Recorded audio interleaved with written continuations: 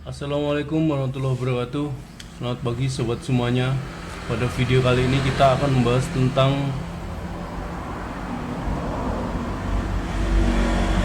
motherboard PC. Kita akan menunjukkan bagaimana perbedaan membaca skema dari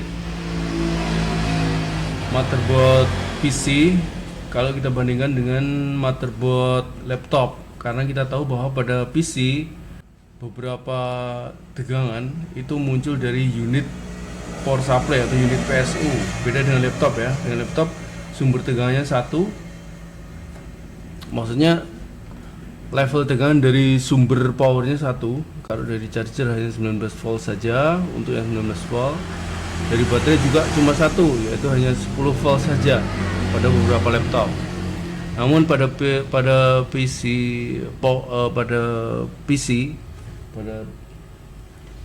CPU dari unit power supply itu sudah keluar beberapa tegangan ya, terutama 5 volt dan 5 volt dan 12 volt. Kita bisa lihat pada skema. Kita lihat di ATX.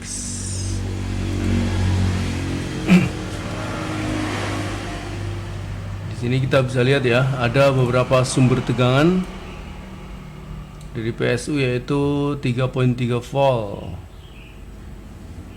minus 12 volt, minus 5 volt, plus 5 volt, plus 12 volt ya, ada beberapa plus 5 volt.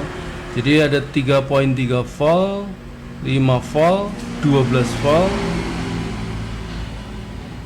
itu ya, ada tiga tegangan itu semua muncul dari PSU, jadi tidak di dalam motherboard. Makanya ada beberapa perbedaan analisa jika kita sedang memperbaiki motherboard CPU. Kemudian yang kita akan bahas kali ini adalah power sequence ya, power sequence, dari mana proses kinerja motherboard CPU itu dimulai. Yang kita lihat di sini adalah skema dari motherboard Acer. Motherboard Acer tipenya H61H2 AM3 version 1.0. Namun kita di sini hanya punya skema yang model LM3, hampir mirip, tidak masalah. Jadi ini adalah model, kebetulan skema ini ada power sequence-nya. Pada skema ini kita bisa melihat urutan munculnya tegangan dan proses kerjanya sejak mulai awal ya. Di sini kita bisa lihat ditunjukkan pada angka-angka 1, 3, 10. Ini urutan munculnya tegangan 7, 6. Nah, tentu mulai dari 1. Dari mana tegangan apa yang paling awal muncul dan paling awal bekerja. Pada motherboard ini ECS H61H2 yang dipakai oleh Acer. Ini build up-nya Acer. Acer pakai motherboardnya ECS.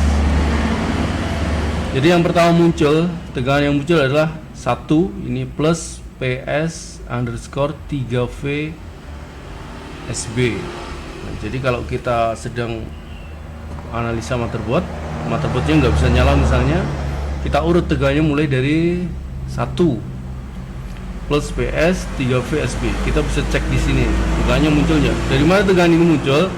Tentu dari power supply. Semua sumbernya dari power supply. Poinnya di mana? Poinnya di ini. Ada garis ini ke 5 VSB. Ya, ke 5 VSB. Kita bisa cek pada port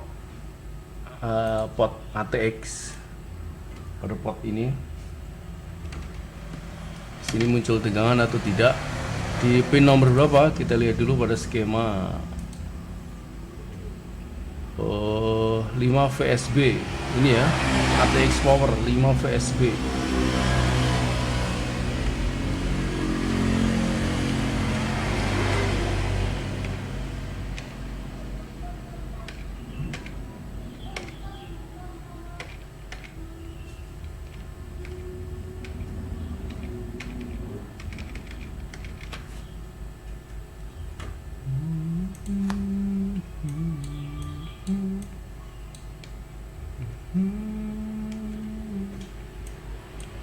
Plus PS5 VSB.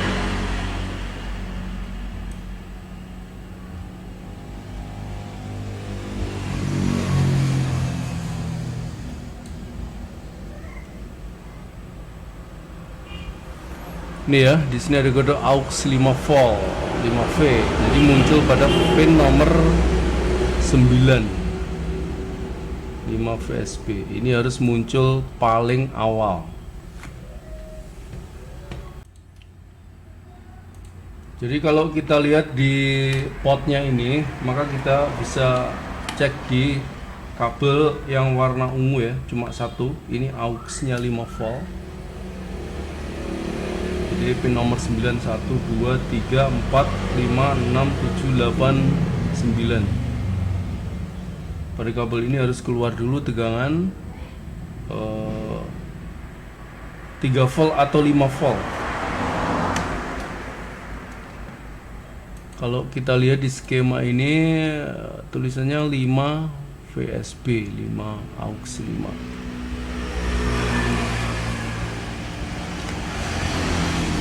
Tentu saja munculnya 5 volt ya. Tapi kenapa ini maksudnya ketiga VSB? Nah, tentu saja mungkin ini ada proses tertentu yang di sana bisa menurunkan tegangan 5 volt dari PSU ke 3 volt sebelum masuk ke ini Super I/O IT875E. Untuk detailnya silahkan dicari di skema nanti. Kita nggak membahas ke sana, kita hanya membahas urutan saja. Jadi yang pertama harus muncul adalah tegangan pada kabel warna ungu, ungu apa ini? Cuma satu kabelnya yang warna ini. Di sini harus muncul dulu tegangan. Kemudian selanjutnya ini satu. Yang kedua, jadi tegangan ini masuk ke Super I/O ya, chipset IT8775E. Itu chipset yang ini ITE ini ya, harus masuk ke sini. Pin nomor berapa bisa dicari di skema. Kemudian setelah masuk ke chips I/O, kita cari urutan nomor 2. Nah, 2 RSMRST L. Jadi dari IC Super I/O ini, chipset I/O ini keluar sinyal kodenya RSMRST. Kita harus cari ini. Ini ada di pin nomor 43 dari IC chips I/O. Dari IC ini ya. Jadi IC ini pin nomor 43 keluar sinyal kodenya RSMRST. Itu harus keluar. Kemudian yang ketiga baru masuk ke power button, tombol button. Nah ini 3 FP front panel power button.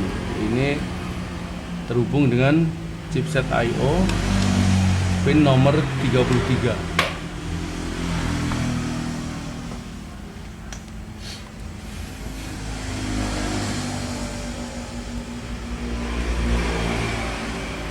Jadi dari skema ini kita bisa baca sekilas ya. Sekilas ada kondisi yang wajib kondisional sebelum, maksudnya yang wajib terkondisi dulu sebelum power button atau tombol power itu bisa dinyalakan. Jadi yang pertama pin pada tegangan pada kabel ini harus muncul. Kemudian pada pin nomor 11 3 VSB di chipset I/O ini harus ada tegangan tegangannya kurang lebih 3 volt. Kemudian pada pin nomor 43 dari chips ini harus muncul juga tegangan. Itu tegangannya nanti dikirim ke PCH, chipset PCH ini yang ada pendinginnya ini. Dikirim ke sini sinyalnya, kemudian kemudian pin nomor 33 dari chips ini, chips I/O ini harus ada tegangan juga. Nah, itu sebelum power button dinyalakan. Jadi pertama, kabel ini harus ada tegangan 5 volt. Pin nomor 11 dari chipset ini, pin nomor 11 dari chipset ini harus ada tegangan juga. Kemudian pin nomor 43 dan selanjutnya pin nomor 33 harus ada tegangan sebelum tombol power ditekan. Kemudian sobat semuanya, tentu selanjutnya yang kita lakukan adalah menekan tombol power. Bagaimana tombol power itu bekerja? Dari sinyal di skema ini ditunjukkan bahwa ini ada sinyal ke bawah ini ya, kotak ke bawah naik lagi. Ini menunjukkan bahwa ketika tombol power itu ditekan, ini tegangannya malah down, turun 0. Tegangan pada pin nomor 33 di chipset I/O ini 0 ketika tombol power ditekan. Namun ketika dilepas, dia kembali lagi kurang lebih 3 volt. Jadi kalau pada pin nomor 3 ini ketika tombol power ditekan, tegangannya turun 0, kemudian ketika dilepas kembali lagi ke 0, ini menunjukkan bahwa tombol power bekerja. Dan tombol power hubungannya dengan chipset I/O ini bagus. Maksudnya ketika tombol power ditekan, chipset I/O ini tahu kalau ada tombol power yang sudah ditekan. Ini satu perintah yang harus direspon oleh chipset I/O agar dia bekerja. Selanjutnya gimana? Urutannya nomor 4 pada skema ini, yaitu PWR-ON pada pin nomor 31. Ini kelihatan SIO power button ya. Ini sinyalnya turun juga. Jadi setelah tombol power ditekan, ini harus pin nomor 31 ini harus down, harus low tegangannya. Ini tanda sinyalnya. Nah, sinyal ini dikirim ke PCH juga, chipset PCH. Demikian selanjutnya. Jadi kalau motherboard ini nggak bisa dinyalakan, dipencet itu nggak respon, kita cek pada pin nomor 33 dari chipset I/O. Kalau ketika tombol power ditekan itu di sini nggak ada respon apapun pin nomor 3 ini, maka barangkali koneksi antara tombol power dan chipset I/O ini bermasalah. Nah, ini bisa kita lakukan dengan penjamperan. Tentu kita telusuri lebih detail di skema ini ya. Namun kalau tombol power bisa terdeteksi oleh chipset I/O namun laptop nggak bisa nyala, tentu kita akan melakukan pengecekan lebih lanjut ke langkah nomor 4, yaitu pin nomor 31 dari chipset I/O ini.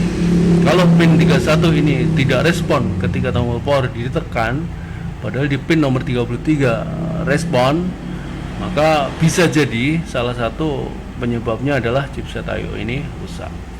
Demikian sobat semuanya, ini awal aja kita mulai belajar deteksi kerusakan pada motherboard PC. Ketemu lagi pada video yang akan datang. Assalamualaikum warahmatullahi wabarakatuh.